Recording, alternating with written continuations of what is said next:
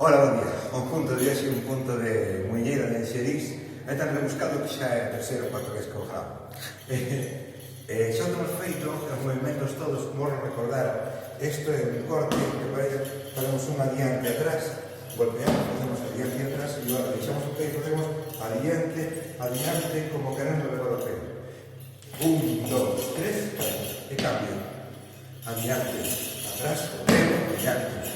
Atrás, dos adiantes, 1, 2, y ahora, 1, 2, 3, ¿vale? Vamos a ver.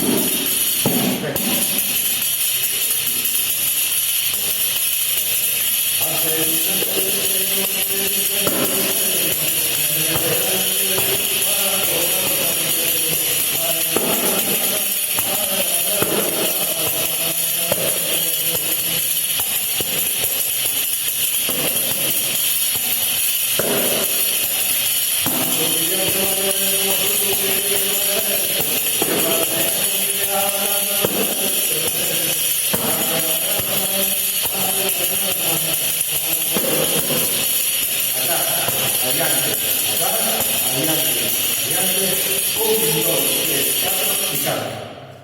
Algo así,